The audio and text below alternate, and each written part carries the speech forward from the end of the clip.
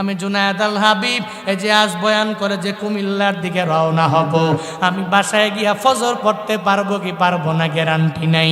আমি আমার বাড়ি যাওয়ার পরে এরপরে আমি বাড়িতে সহি সালামতে পৌঁছবো কিনা, এই ব্যাপারে দুনিয়ার কোনো বান্দারা গ্যারান্টি দিতে পারবে না। কেন কেন? তবে মরা লাগবে, কোন সময়ে মরব জানাও নাই। এই জন্য তো আল্লাহ স্মরণ করে বান্দারে জানায়া দেয়, বান্দারে আজরাইল তো তোর কাছে পারমিশন নেওয়ার জন্য আসবে না।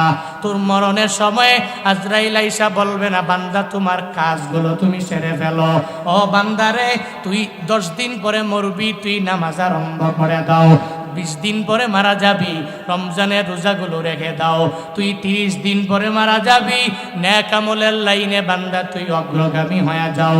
না রে বাবা, না না, আজরাইল দুনিয়ার কারো কাছ থেকে অনুমতি নিবে না, শুধু একজনের কাছ থেকে নিয়েছে, তিনি আমার নবী, তোমার নবী রাহমাতুল লিল আলামিন।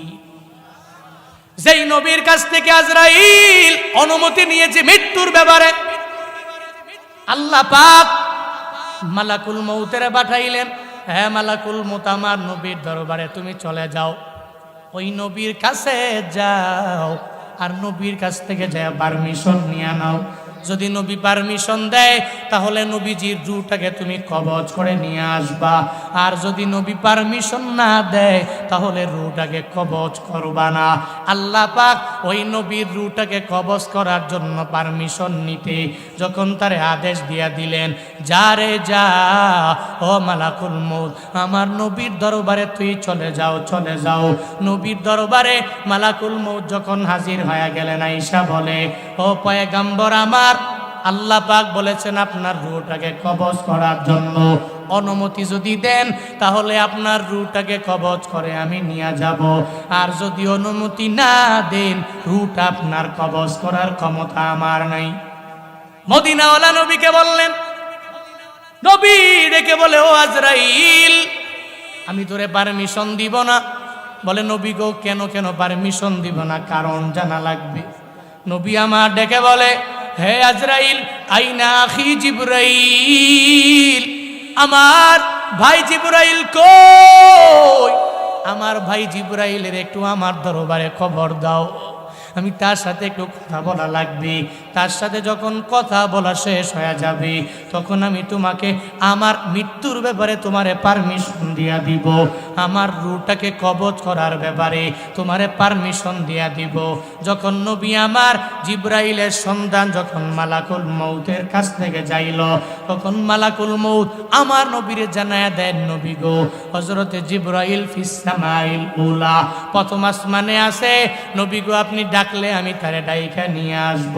নবী মালাকুল মউতের জিবরাইলের দরবারে পাঠায়া দেয়, যাও যাও ওই জিবরাইলের ডেকে ডেকে আমার দরবারে নিয়ে আসো। জিবরাইলের দরবারে যায় বলে, ও ভাই আমার জিবরাইল, আমার নবী বলেছে তোমাকে যাওয়ার জন্য, তোমার সাথে নাকি নবী কথা বলবে। জিবরাইল লইয়া যখন নবীর দরবারে হাজির হয়ে গেলেন, জিবরাইল আসার পরে নবীকে দেখে চোখের বাণী ফালায়া ফালায়া জিবরাইল কান্দে। আমার নবীও জিবরাইল দেখে চোখের বাণী ফালায়া কান্না করে।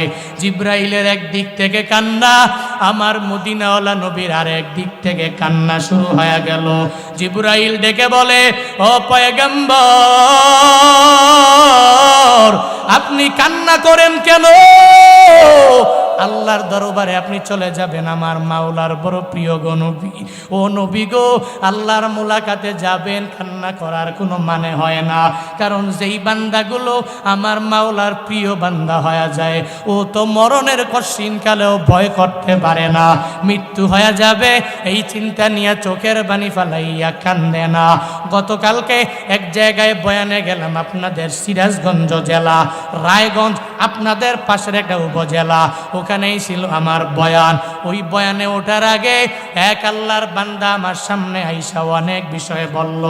ও বলে, হুজুর আমি আমার পুরো জিন্দেগিটা কোরআনের জন্য আমি বিলীন করে দিতে পারি। একটা সময় মৃত্যুর কথা যখন কথাবার্তা বলতে গিয়ে উঠল, সে আমারে জানায়া দিল, হুজুর আমি তো কঠিন কালেও মৃত্যুর ভয় পাইতে পারি না, কারণ আমি মনে করি যারা মুমিনে কামেল আমার মাওলার বড় প্রিয় হয়ে যায়। এরা মরণের ভয় পায় না, কারণ যেদিন মরণ হয়ে যাবে, মরতে দেরি হয়ে যাবে, আমার মাওলার সাথে মোলাকাত হতে দেরি হবে না। আমার মাওলার যারা আশিক, এরা আমার মাওলার মুলাকাতের জন্য এত পরিমাণ পাগল পারা এরা হয়ে যায়।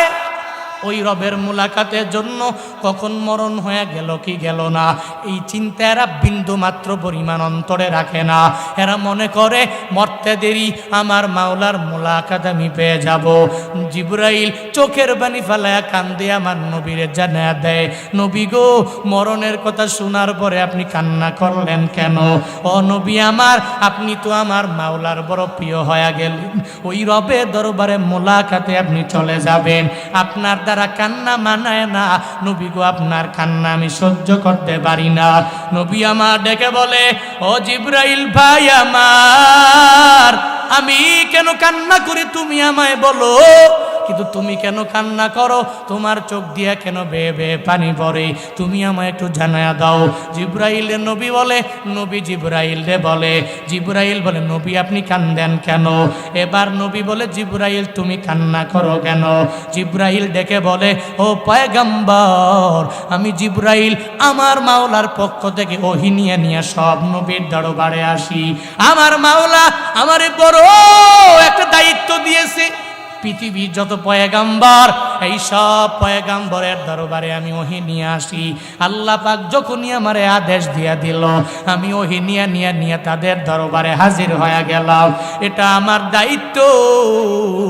তবে যত নবীর কাছে আমি আসছি, আপনার কাছে যতবার আসছি, ততবার আমি অন্য কোনো নবীর দরবারে আসি নাই। এক একজন নবীর দরবারে আমি ওহী নিয়ে আসলাম, কারো কাছে 10 বার, কারো কাছে 15 বার, কারো কাছে আমি আসলাম 100 বার। হযরতে মূসা, যার সাথে আমার মাওলা এত পরিমাণ কথা বলল, ওর দরবারে আমি ওহী নিয়ে আসছি 700 বার। এরকম সব নবীর দরবারে আমি 1000 বার, 1500 বার, 2000 বার ওহী নিয়ে নিয়ে আমার মাওলার দরবার থেকে আসছি গোয়াদের দরবারে গো নবী। কিন্তু আপনার দরবারে আমি 1 বার না, 2 বার না, 100 বার না, 1000 বার না, বরং আপনার দরবারে আল্লাহর পক্ষ থেকে ওহী নিয়ে আসছি 24,000 বার। নবী, আমি আপনার চেহারা দেখব না, আর এই সুন্দর আপনার কথা মালা আমি শুনবো না। নবী গো, আপনার চেহারা যে দেখবো না, এই জন্য আমি চোখের পানি ফেলায় কান্দি। আপনি রওজায়ে আতহারে থাকবেন, এই কারণে আমি আপনারে না দেখব না, আপনার দরবারে ওহী নিয়ে আসতে পারবো না, এই জন্য আমি চোখের পানি ফালাইয়া আপনার মায়ায় কান্না করি। কিন্তু আপনি আমার মাওলার মুলাকাতে আপনি চলে যাবেন, কান্না করার মানে হয় না। নবী আমার ডেকে বলে, ও আমার জিবরাইল ভাই শুনেন না, আমি চলে যাব, কোনো অসুবিধা হবে না। আমি আমার নিজের জন্য কান্দি না রে, আমি আমার ছেলে মেয়ের জন্য চোখের পানি ফালায়া কান্না করি না। আমার কন্যা ফাতিমা, ওই ফাতিমার ব্যাপারেও আমি চোখের পানি ফালায়া কান্না করি না। আমার প্রথম স্ত্রী খাদিজা রাদিয়াল্লাহু তাআলা আনহা, আমি তার জন্য চোখের পানি ফালায়া কান্না করি না। আমি কান্না করি, আমি দুনিয়া থেকে বিদায় নিয়ে নিয়ে চলে যাব। আমার গরিব উম্মতেরা, আমি নবীর জন্য কত পাগল হয়ে যাবে, আমি নবী চলে যাব, কোনো অসুবিধা নাই, অসুবিধা নাই, এটা হবে না। কিন্তু আমার উম্মতের উপায়টা কি হবে? এই উম্মতের জন্য কারা বারবার উম্মতের দাওয়াত দিবি? এই উম্মতের উপায় কি হবে? ও জিবরাইল, আগে আমার মাওলার দরবারে চলে যাও, আর আল্লাহকে গিয়া জানায়া দাও আমার উম্মতের উপায়টা কি হবে। এটা যখন আমার মাওলা জানায়া দিবি, তখন আমি আমার উম্মতের ব্যাপারে ডিফেন্স চিন্তা করব, কি বলা যায়, আমার উম্মতের ব্যাপারে আল্লাহ কি বলল, ওই কথার উপরে চিন্তা ভাবনা করে আমি বলবো পারমিশন দেওয়া যায় কি যায় না। জিবরাইল সঙ্গে সঙ্গে আমার মাওলার দরবারে হাজির হয়ে গেল, যা বলে, ও মালিক, আপনার বন্ধু তো রুটাকে কবজ করার জন্য পারমিশন দেয় না, কেন রে? বলে আপনার বন্ধু নাকি চায় আপনার বন্ধুর উম্মতের কি উপায় হবে চিন্তা নিয়া আপনার বন্ধু রুটাকে কবজ করার জন্য অনুমতি দেয় না। আল্লাহ পাক জানায়া দেয়, ও জিবরাইল শুনো, অনুমতি আমার নবী দিবে না। আমি জানি, কারণ আমার নবী উম্মতের অনেক ভালোবাসে। তবে আমি আমার নবীর কান্না আমি সহ্য করতে পারি না রে। ওই নবী কান্না করবে, আমি আল্লাহ চায়া দেখবো, এটা হতে পারে না। ও জিবরাইল যাও আমার নবীর দরবারে তুমি চলে যাও। ওই নবীর দরবারে যাইয়া উম্মতের ব্যাপারে আমার নবীরে জানাইয়া দাও। ওই নবীর উম্মতেরা যদিও নবী হয়ে যাবি, আমি আল্লাহ তো আছি, আমি আল্লাহ থাকবো।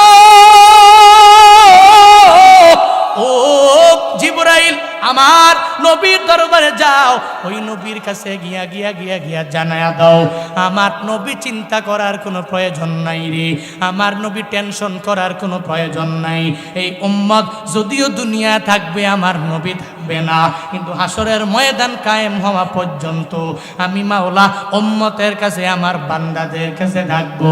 আমার নবী যদিও নাই, তবে হাসরের ময়দান কায়েম হওয়া পর্যন্ত আমি আল্লাহ আমার নবীর উম্মতের জিম্মাদারি নিয়ে নিলাম। আমি আমার বান্দার জিম্মাদারি নিয়ে নিলাম। আমার নবী উম্মতের নিয়ে চিন্তা করেন, নবী উম্মতের নিয়ে চিন্তা করার কোনো দরকার নাই। যাও রে, গিয়া এরপরে পারমিশনটা তাড়াতাড়ি নিয়ে আসো। এবার জিবরাইল আজরাইলে পাঠাইয়া দিল, নবীর দরবারে চলে গেল। নবীর কাছে যাইয়া আমার পয়গম্বররে জানায়া দেয়, পয়গম্বর এবার আপনি পারমিশন দিবেন কি দিবেন না? আল্লাহ কি বলেছে? বলে আল্লাহ বলেছে আপনার উম্মতের জিম্মাদারি আমার মাওলা নিয়ে নিছে, তাহলে অসুবিধা নাই। ও মালাকুল মউত তোমারে পারমিশন দিয়া দিলাম, আমার রূহটাকে এখন তুমি কবজ করে নিয়ে যেতে পারো। এবার আজরাইল আমার নবীর রূহটাকে কবজ করার জন্যে যখন নবীর বুক মুবারকের মধ্যে যখন হাতটা রাখলেন, নবী আমার বলে, ও ভাই আমার আজরাইল, তুমি তোমার হাতটা আমার বুকের উপরে রাখলা, আমার মনে হয় আসমান জমিন পুরাটা তুমি আমার বুকে উঠায়া দিলা। আমার মনে হয় আসমান জমিনটা আমাকে চাপা দিয়া দুনিয়া থেকে বিদায় করে দিচ্ছি। ও আজরাইল রে, এরকম কি আমার উম্মতের বেলায় এত কষ্ট হয়ে যাবে? এরা তো মৃত্যুর যন্ত্রণাটা সহ্য করতে পারবে না, সহ্য করতে পারেও না রে। এরা কি এদের বেলা আজরাইল এমন আচরণ তোমরা করবা? আজরাইল ডেকে বলে, নবী না, আপনার উম্মতের বেলায় এমন করা হবে না। আপনার যে উম্মতেরা দুনিয়াতে আমার মাওলাকে মেনে যে উম্মতেরা চলবে, যারা 5 ওয়াক্ত নামাজ আদায় করবে, যারা রোজা রাখবে, নেক আমলের লাইনে যারা অগ্রগামী হয়ে যাবে, এদের মরণটা কঠিন কালেও কঠিন হবে না। একটা ছোট্ট বাচ্চা মায়ের কোলে যেরকম ভাবে কত আরাম করে দুধ খায়, দুধ খাওয়ার সময় ওই ছোট্ট বাচ্চা যেরকম কোনো চিন্তা নাই, কোনো টেনশন নাই, একজন মুমিনে কামেল যেই বান্দা হয়ে যাবে, তার মরণের সময়ও ঠিক ওই ছোট্ট বাচ্চাটার যেরকম কোনো টেনশন হবে না, তার মরণের সময়ও ওই মুমিন এতটুকু পরিমাণও টের পাবে না। তবে দুনিয়াতে হুজুরের কথা শুনে যারা নামাজ পড়লো না, রোজা রাখলো না, নেক আমলের লাইনে অগ্রগামী হয়ে গেল না রে, যারা দুনিয়াতে হুজুরের কথাটা মানে নাই, হুজুরের কথা এক কান দিয়া ঢুকাইয়া আর এক কান দিয়া যারা বের করে দিল, এদের বেলায় আমার মাওলা এত পরিমাণ রাগান্বিত হয়ে যাবে। আজরাইল ডেকে বলে, ও পয়গম্বর, ওই মরণের সময় এদের এত পরিমাণ কষ্ট হয়ে যাবে জাননি? বলে কি কষ্ট হবে? বলে একটা যদি জীবন্ত খাসি, ওই খাসিটাকে যদি জবাই না করে উল্টায় যদি ছিলে ফেলে, তাহলে ওই খাসিটার যেই পরিমাণ কষ্ট হয়ে যাবে, একটা বেনামাজি, একটা বেরোজাদার, একটা বেআমলওয়ালা যে আমার আল্লাহরে মানে না, নবীরে মানে না, আমার আল্লাহর কমান অনুযায়ী যেই বান্দাগুলো চলে না, এদের বেলায়ও ওই খাসির চাইতেও কষ্ট এদের রূহ কবজের সময় হয়ে যাবে। নাউজুবিল্লাহ পড়বেন না? আরো জোরে পড়বেন না? আরো জোরে পড়েন নাউজুবিল্লাহ। হ্যাঁ মিয়া, মিয়া, হ্যাঁ। যখন একটা খাসি জবাই দিল না, জবাই না দিয়া যদি এক গাছের মধ্যে বাইধা উল্টা যদি ছিলেন, কষ্টটা কি কম হবে না বেশি হবে? কথা বলো না কেন? কম হবে না বেশি? এত বেশি নবীজি বলেন এর চাইতেও আরো বেশি কঠিন হবে আমার গুনাহগার এক উম্মতের মৃত্যুর যন্ত্রণা যখন তার রুটাকে কবজ করা হবে, এর চাইতেও আরো অনেক অনেক অনেক বেশি কষ্ট হবে। চিল্লা এখন নাউজুবিল্লাহ। নাউজুবিল্লাহ মানে কি জানেন নাকি? মানে কি নাউজুবিল্লাহ? মানে আমি আল্লাহর কাছে আশ্রয় চাই, পানাহ চাই। নাউজুবিল্লাহ মানে কি? আল্লাহর কাছে পানাহ চাই। নবীজি সাহাবায়ে কেরাম যখন বয়ান করতেন, জাহান্নামের বয়ান, কবরের বয়ান, বিভিন্ন ভয়াবহ ঘটনার বয়ান, তখন নবীজি সাহাবায়ে কেরামদের বলতেন, যখনই কোনো কবরের বয়ান আসবে, আযাবের বয়ান আসবে, গজবের বয়ান আসবে, তখন তোমরা সঙ্গে সঙ্গে আমি নবী বলার পরে তোমরা বলবা নাউজুবিল্লাহ। তো আল্লাহ পাক তোমাদেরকে ওই কঠিন ভয়াবহ আযাব থেকে বাঁচায়া দিবে। সুবহানাল্লাহ পড়ে না? আরো জোরে পড়ে না? আল্লাহ পাক তোমাদেরকে ওই ভয়াবহ আযাব থেকে বাঁচায়া দিবে। তখন যখন তুমি এই আযাবের কথা শোনার পরেই পড়বা নাউজুবিল্লাহ, নাউজুবিল্লাহি মিন যালিক। আমি এটা থেকে আল্লাহর কাছে পানা চাই, যাতে করে আল্লাহ পাক আমার এত বড় কঠিন আযাব না দেয়। তখন আল্লাহ বান্দার প্রতি বড্ড খুশি হয়ে যায়। আল্লাহ কয়, বান্দা বিপদের মধ্যে পড়ে, মুসিবতের মধ্যে পড়ে, আযাবের কথা স্মরণ করে, গজবের কথা স্মরণ করে, বান্দা তখন বলে, আল্লাহ তুমি আমারে ক্ষমা কইরা দাও, আমারে মাফ কইরা দাও, আমি পানা চাই। যখনই বলে আল্লাহ খুশি হয়ে যায়, কয় যা, এই আযাব থেকে আমি আল্লাহ তোরে মুক্ত করে দিলাম। সুবহানাল্লাহ। আরো জোরে পড়বেন না? আরো জোরে পড়বেন না? সুবহানাল্লাহ। এই জন্য মৃত্যুটা সহজ হোক কঠিন হোক, কোনটা চান? হ্যাঁ, সহজ হোক। সহজের জন্য নামাজ লাগবে, সহজের জন্য রোজা লাগবে, সহজের জন্য নিজের খাঁটি মুসলিম বানানো লাগবে। তাহলে হবে না এই অটোমেটিক আপনার রূহ কবজ করার সময় সহজ হয়ে যাবে, অটোমেটিক হয়ে যাবে, এমনটা নয়। বরং আপনার রূহ কবজ করার সময় ওই সময় সহজ হবে যদি আপনি সুন্দর করে নিজের এক মাধ্যমে সুদ মুক্ত লেনদেনের মাধ্যমে, কিসের মাধ্যমে? ঘোষ মুক্ত আর্নিংয়ের মাধ্যমে, কিসের মাধ্যমে? নবীর সুন্নতের উপরে আমল করার মাধ্যমে। তাহলেই খাঁটি মুসলিম নিজে হবেন। আর খাঁটি মুসলিম হলেই মৃত্যুটা আল্লাহ পাক অনেক পরিমাণে সহজ করে দিবে। মুসলমান নিজেরা মুসলিম বানাইবার লক্ষ্যে নামাজি হয়ে নিজেকে এমনভাবে গড়ে তোলো যাতে করে 5 বেলার নামাজের এক ওয়াক্ত আমার মিস না হয়। খালি মাহফিল তো শুনি, হুজুর মজা লাগে, বয়ান করেন বড্ড মজা লাগে, সারা রাত করেন আরো মজা লাগে, ফজরের বেলায় হুজুর আমি নাই।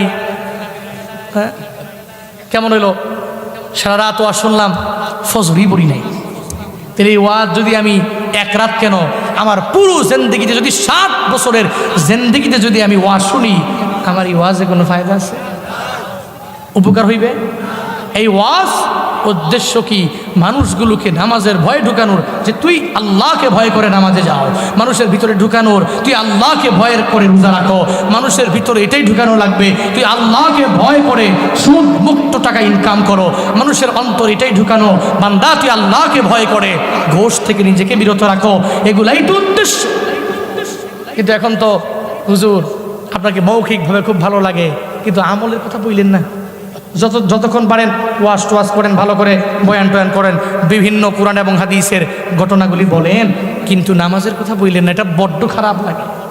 হ্যাঁ, ওই যে 4 ছেলে আর বাবার মতো বলবো।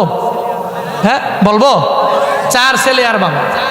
একজন বাবার 4 ছেলে, 4 জনের মধ্যে 3 জন বড় আল্লাহওয়ালা ভালো মানুষ, নামাজ পড়ে, বাবার কথা মানে, মায়ের কথা মানে, অন্যায় করে, অপরাধ করে। লাস্ট নাম্বার যেটা, এটা কিন্তু কথা মানে না।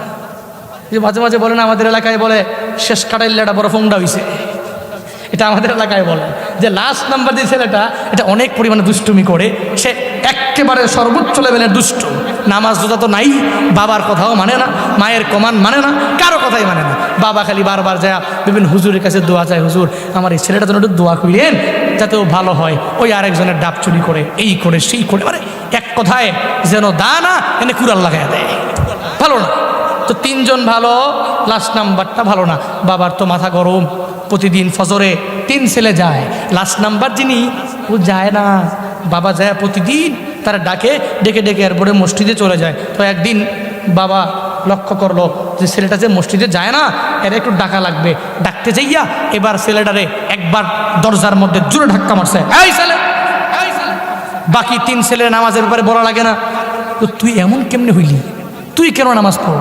একবার দিছে জোরে ধাক্কা, এত ঘুমাইছি 4টা 5টায়, বুঝলেন নাই? ওই যে যারা মোবাইল চালায় যে যুবকরা, তোমরা মোবাইলে টিপতে টিপতে টিপতে টিপতে বাবা ঘুমাইছে, মাও ঘুমাইছে, পুরো 14 গোষ্ঠী ঘুমায় গেছে, তুমি কিন্তু ঘুমাও নাই। 3টা পর্যন্ত মোবাইলটা হাতে নিয়ে টন টন টন টন করে যত ছবি মুভি যত কিছু আছে হাবি যাবি, বাকিটা কইলাম না, সব তোমরা দেখা 4টা বাজে পরে ঘুমাইছো, ঘুমের থেকে লাভ দিয়ে ওঠো 10টা বাজে। কি এর ফজর? কারণ 1 ঘন্টা একটু ঘুমায় আগে আর ফজর করা যায়? আর এর নিয়ত যদি নাই, 4টা বাজে ঘুমাইছে, যেন ব্যক্তি যদি কোনো ধান্দা থাকে যে আমি নামাজ পড়বো, তাহলে সে পড়তে পারবে। আর কারোর ভিতরে যদি ধান্দাই না থাকে নামাজ পড়বো না, তো পড়তে পারবে না। আমরা তো ঘুমাই, এই যে মাঝে মাঝে গতকালকে যে ঘুমাইছি, আমরা তো ঘুমাইছি সবাই অ্যালার্ম দিয়ে রাখছি, অ্যালার্ম বাজছে, ঘুম থেকে উঠছি, আমার ড্রাইভার আমি সবাই মিলে নামাজ টামাজ পড়া এরপর আবার শুইছি। ধান্দা থাকা লাগে, ধান্দা কি আমরাও কি তোমাদের চাইতে পরিশ্রম কি কম করি?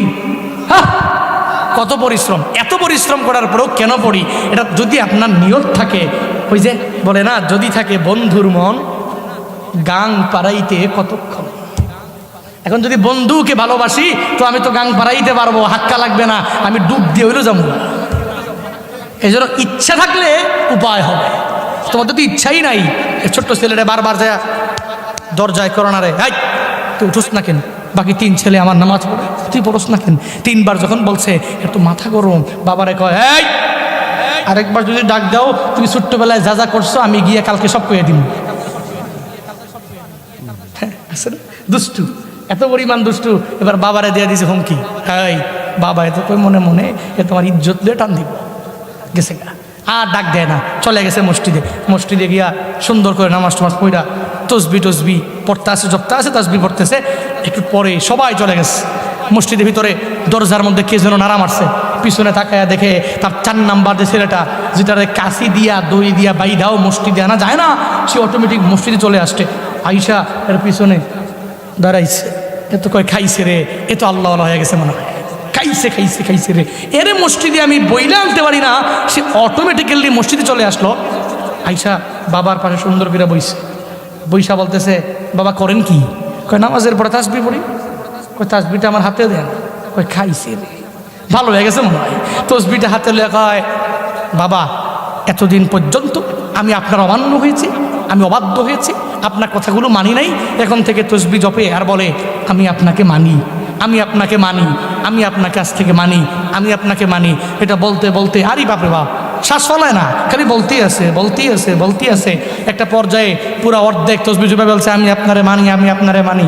বাবা এত মনে মনে কয় খাইছে রে, এত ভালো আমার ছেলে হয়ে গেল, মনে হয় কোনো দোয়া টোয়া কবুল হয়ে গেছে, যার কারণে এই ছেলেকে সুন্দর করে আমাকে মানছে।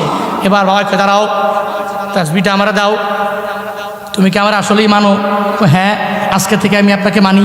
ঠিক আছে, যদি তাহলে মানো, তাহলে আজকে থেকে 5 ওয়াক্ত নামাজ পড়বা, আমার সাথে আসবা। যদি আমাকে মানো, প্রতিদিন তো ঠান্ডার মাঝে গরুর জন্য সকালবেলা যে জলার মধ্যে ঘাস কাটতে হয় আমার, কিন্তু আজকে থেকে দায়িত্ব তোমাকে অর্পণ করলাম। এই দায়িত্ব হিসাবে তুমি গরুর ঘাসগুলো তুমি কাটবা, যতগুলো কাজ আছে বাবা তাকে হ্যান্ড ওভার করে দিলেন, তুমি আজকে থেকে করবা। বাবা একটু দাঁড়ান, আবার দাঁড়াবো কেন? তসবিহটা একটু হাতে দেন। তসবিহটা হাতে নিছে, নিয়ে কইতেছে বাবা আপনাকে আমি মানি, আপনাকে আমি মানি, আপনাকে আমি মানি, আপনাকে আমি মানি। ওরে বাপরে বাপ, বাবা কয় তুমি মানো দেখাই তো তোমাকে এতগুলো দায়িত্ব তোমার উপর অর্পণ করলাম, এই দায়িত্বগুলো তুমি ইন ফিউচার থেকে আমার কাজগুলো তুমি করবা, আমি এজন্যই তো হ্যান্ড ওভার করলাম, এই কাজগুলো তোমার উপরই অর্পণ করলাম, এজন্যই তো। কয় না বাবা আমি আপনাকে মানি, আমি আপনাকে মানি। লাস্ট গিয়া বলতেছে বাবা আমি আপনাকে মানি, যদি ঘাস তুলে মানন লাগে তাহলে ওই মানাতে আর আমি নাই। মানা হইছে, কথা কয় না, মানা হয়েছে এ যে কইল আমি আপনারে মানি মানি মানি মানি, বাবা তারা দায়িত্ব দিয়ে দিল, দায়িত্ব পাওয়ার পরে যদি কয় আমি আপনার দায়িত্ব পালন করে যদি মানা লাগে, ওই মানাতে আপনি আমাকে পাইবেন না। আপনি যখন বলছেন 5 ওয়াক্ত নামাজের কথা, আমি আপনাকে মানি ঠিকই, কিন্তু নামাজ পড়ে যে মানা লাগবে ওই মানাতে আমাকে পাইবেন না। হুজুর বলেছে বারবার তুমি নামাজ পড়ো, রোজা রাখো, নেক আমল করো। হুজুরকে আমি বলেছি ঠিকই, হুজুর মোহাব্বত করি, বড় পছন্দ করি, বড় ভালোবাসি, আপনার বয়ানও শুনি, তবে সাবধান নামাজের বেলায় আপনি আমাকে পাইবেন না। নামাজ পড়ে যদি আপনাকে মানা লাগে, আপনার বয়ান শোনা লাগে, তাহলে এতে আমি রাজি না। হুজুর আপনাকে আমি মোহাব্বত করি, আপনাকে ভালোবাসি, তবে রোজা রাইখা যদি আপনাকে মানা লাগে, মোহাব্বত করা লাগে, ওইটাতে আমি নাই। বয়ান মজা লাগে, মানার বেলায় একজন নাই।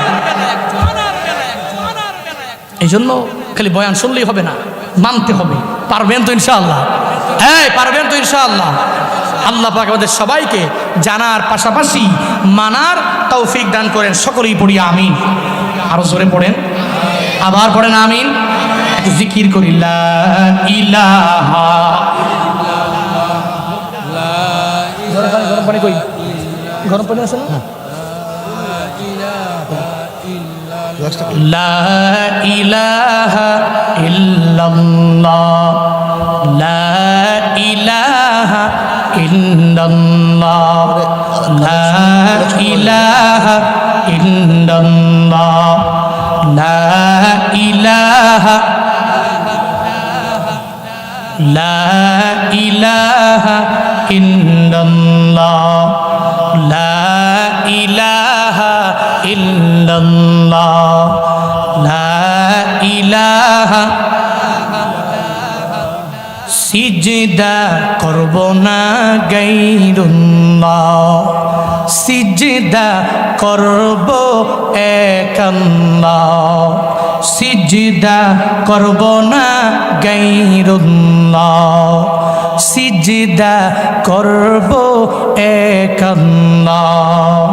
লা ইলাহা ইল্লাল্লাহ, লা ইলাহা ইল্লাল্লাহ, লা ইলাহা ইল্লাল্লাহ, লা ইলাহা,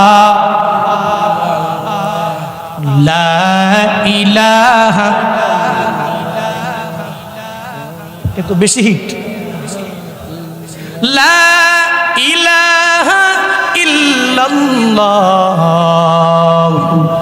মুহাম্মাদুর রাসূলুল্লাহ। এই জন্য আপনাদের জানার পাশাপাশি মানতে হবে। পারবো ইনশাআল্লাহ? বলতেছিলাম আল্লাহ পাক বলেন কাইফা তাকফুরুনা বিল্লাহ, তুই কেমনে আমি আল্লাহকে অস্বীকার করো? তুই ছিলে মৃত, আমি আল্লাহ তোরে জীবিত করলাম, আবার ওই জীবিত থেকে আবার একদিন তোর মরণ বরণ করা লাগবে। এই মৃত্যুকে বরণ করে তুই নিজেকে মাইয়্যিত বানানো লাগবে। হ্যাঁ, আবার সুম্মা ইউহয়িকুম, আবার তোকে আমি আল্লাহ জীবিত করব। তারাতান নুখরা, সে অপর আয়াতে আল্লাহ পাক বলেন মিনহা খলাকনাকুম ওয়া ফিহা নুঈদুকুম ওয়া মিনহা নুখরিজুকুম তারাতান নুখরা। আল্লাহ পাক জানায়া দিলেন এই মাটি থেকে আমি আল্লাহ তোমাদেরকে বানাইছি, আবার ওই মাটিতেই বান্দা তোমার চলে যাওয়া লাগবে। ওই মাটিতে যাওয়ার পরে তোমার কোনো খোঁজখবর থাকবে না। একটা সময়ে আমি আল্লাহ ওই মাটি থেকে বান্দা তোমারে আবার উঠাবো। আমি রবের দরবারে একদিন এই মাটি থেকে আমি আল্লাহ উঠাইয়া আমি রবের দরবারে বান্দা তোমার হিসাব দেওয়া লাগবে। আল্লাহ কয় সুম্মা ইলাইহি তুরজাউন, আমি রবের দরবারে বান্দা তোমার প্রত্যাবর্তন করা লাগবে, আশা লাগবেই লাগবেই লাগবে। সবার আসতে হবে। সব নবীরা মৃত্যুবরণ করলো, বান্দা তুমিও মৃত্যুবরণ করা লাগবে। তুমি টাকা যদি বলো আমার টাকা পয়সার অভাব নাই, তাহলে তোমার মরণ হবে না। বন্দারে এমনটা না, বন্দারে আমার মাওলা যখন ডাক দিবে ওই সময়ে তোমার চলে যাওয়া লাগবে। এই যে বসুন্ধরা গ্রুপের এমডি সাহেব সুবহানের বাবা, কোভিড-19 সময়ে টাকা পয়সার অভাব নাই, এত পরিমাণ টাকা পয়সা, যে টাকা পয়সা দিয়া চাইলে পুরা পৃথিবীর কিছু অংশ কিনে নিতে পারবি। এত টাকা পয়সা, এই টাকা পয়সা দিয়া যতই চেষ্টা করেছে করোনার সময়ে, আমারে বাঁচাও বাঁচাও, বান্দা বাঁচতে পারে নাই কেন? বলে মরণ তোমার বরণ করা লাগবে, তোমার টাকা তোমারে বাঁচাইতে পারবে না, তোমার ক্ষমতা তোমারে বাঁচাইতে পারবে না। এই যে গাজীপুরের এমপি, স্বাস্থ্যমন্ত্রী, উনিও তো কোভিডের সময় দুনিয়া থেকে বিদায় নিল। ওনার টাকা পয়সার অভাব নাই, পাওয়ারের অভাব নাই, ক্ষমতারও কোনো অভাব নাই, চেষ্টা তো কম করে নাই, বাঁচার জন্য কিন্তু পারে নাই রে বান্দা। দুনিয়াটা এমনই, সব বান্দাদের একদিন দুনিয়া থেকে বিদায় নিয়ে চলে যাওয়া লাগবে। কিন্তু তোমরা তো এত পরিমাণ নিমখারাম হয়ে গেলা, আমি বক্তাও কেমন যেন হয়ে গেলাম। আল্লাহ যে এত পরিমাণ মায়া করে করে আমাদেরকে বানালেন, এরপরেও কত চিন্তা করি, বলে আমি নামাজে যাই না, কত চিন্তা করি সন্তানাদির জন্য, কত চিন্তা করি আমার বউয়ের জন্য, কত চিন্তা করি আমার পরিবারের জন্য। এই পরিবারের কথা চিন্তা করে করে যত পরিমাণ সুদ আমি আমার জিন্দেগিতে খাইলাম, যত পরিমাণ মানুষের উপর জুলুম করলাম, যত পরিমাণ মানুষের উপর নির্যাতন করলাম। বান্দারে, তুমি টাকা পয়সা ইনকাম করে করে করে যেই ছেলেরে দিয়া গেলা, তোমার মরণের পরে ওই ছেলে তোমার দ্বারে কাছেও যাবে না, কবরের সামনে যাইয়া তোমার জন্য দোয়াও করবে না, বরং তোমার কবরটা কই ওই কথাটাও বিন্দু মাত্র পরিমাণ মনে রাখবে না। এই যে টাকা পয়সাগুলো মসজিদের মধ্যে দান না করে, মাদ্রাসার মধ্যে না দিয়া, নিজের মতো করে এত যে বাড়াবাড়ি করে করে করে ব্যাংকে জমা কইরা রাখলা, কার জন্য রাখছো? বলে আমার ছেলেটা একটু ভালো করে চলতে পারবে। কার জন্য রাখছো? আমার মাইয়াটা একটু সুন্দর করে চলতে পারবে। কার জন্য রাখছো? বলে আমার পরিবারের লোকেরা আমি চলে যাওয়ার পরে এরা সুন্দর করে করে এরা চলতে পারবে। ও বান্দা, না না, তাকায়া দেখো, আজ থেকে 2.5 বছর আগে, 150 বছর আগে, 200 বছর আগে যারা দুনিয়া থেকে বিদায় নিয়ে চলে গেল, তোমার বড় আব্বা, ওই বড় আব্বার বাবা, দাদা, অনেকে এখন বর্তমান প্রজন্মের বড় আব্বার বাবার নামই তো জানে না, নামটা বলতেও পারে না, এর কবর কই এই ব্যাপারেও বিন্দু মাত্র পরিমাণ কোনো ধারণা নাই। অথচ দেখেন, উনি আপনার জন্য বাড়ি দিয়া গেলেন, গাড়ি করে গেলেন, আপনার জন্য এত বিঘায় বিঘায় জমি সিরাজগঞ্জ সদরের মধ্যে দিয়া গেলেন, আপনার ইউনিয়নে প্রত্যেকটা গ্রামে গ্রামে জায়গা রেখে রেখে দিয়া গেলেন। একটু দেখেন তো, এ যে দুনিয়া থেকে বিদায় নিয়ে চলে গেল, আজকে আপনি এর কবরটা কই এই ব্যাপারেও বিন্দু মাত্র পরিমাণ কোনো ধারণা নাই, এই ব্যাপারে আপনি বুঝেন না। বান্দারে, আপনার মরণের পরেও যে আপনার কথা মনে রাখবে এমনটাও কিন্তু হবে না। আপনার মরণের পরেও সব আপনারে ভুলে ভুলে ভুলে ভুলে চলে যাবে। দুনিয়ায় যা টাকা পয়সা ইনকাম করলেন, মসজিদের মধ্যে দান করে করে, একটু মনে রাখবেন এই দানটা আমার আখিরাতের লাইনের পুঁজি হয়ে গেল। আমার ছেলে মেয়ে যদি উপকারী ছেলে মেয়ে হয়, ওই ছেলে মেয়ে উপকারী হয়ে গেলে তাহলে ছেলে মেয়ে তো আমার জন্য দোয়া করবে, কোনো অসুবিধা নাই। কিন্তু ছেলে মেয়েটা যদি এত পরিমাণ অন্যায় করে, অপরাধ শুরু করে, যদি অনেক পরিমাণে অন্যায় করে, তাহলে এমন একটা পর্যায়ে একটা সময় হয়ে যাবে আপনার ছেলে মেয়ের মাধ্যমে ওই কবরের মধ্যে বিন্দু মাত্র পরিমাণ নেক পুষবে না। আপনার কবরের মধ্যে আপনার ছেলে মেয়ের মাধ্যমে বিন্দু মাত্র পরিমাণ আমল যাবে না। বান্দারে, এই জন্য এত বকিলামি না করে আখিরাতের লাইনের জন্য একটা পুঁজি বান্দা বানাইয়া নিয়ে যাও, যাতে মরণের পরে ছেলেও যদি কবরের পাশে তোমার না যায়, তোমার পরিবারের কেউ যদি কবরের পাশে না যায়, তোমার ওই দান তোমার পাশে থাকবি, তোমার ওই কোরআন তিলাওয়াত তোমার পাশে থাকবে, তোমার নামাজটা তোমার পাশে থাকবে। এজন্য তো বারবার হুজুরেরা বলে একটু মসজিদের টাকা থাকলে দান কইরো, একটু মাদ্রাসা টাকা দিয়া বানাইও, একটু মাঝে মাঝে তুমি ভালো করে চলতে পারো না, এরপরেও কিছু টাকা তুমি দান কইরো, আল্লাহ পাক তোমার এত পরিমাণ বরকত বাড়ায়া দিবে, কত ফায়দা হয়ে যাবে। বান্দা শুনে যাও, শুনে যাও, শুনে যাও, দানের বদৌলতে আল্লাহ পাক বান্দাদের কি পরিমাণ দামি বানায়া দেয়, এত পরিমাণ দামি। এখন তুমি তো তোমার ছেলে মেয়ের জন্য কামাই করে দিতে দিতে দান করতেও ভুলে গেলা। তুমি মনে করো আমি দিয়া দিলে আমার কমতি হয়ে যাবে। না রে বাবা, না না, কোন সময়ে দান আল্লাহর দরবারে কবুল হয়ে যায়। এক ডাকাত, যেই ডাকাতের নাম হলো বসিরউদ্দিন, যার নাম 40 জন ডাকাতের বড় লিডার ছিল আল্লামা কুতুবউদ্দিন বখতিয়ার কাকি রহমাতুল্লাহ আলাইহির জামানা, বড় ওলিয়ে কামেল। ওনার জামানায় ডাকাতটা এত পরিমাণ ডাকাতি করে।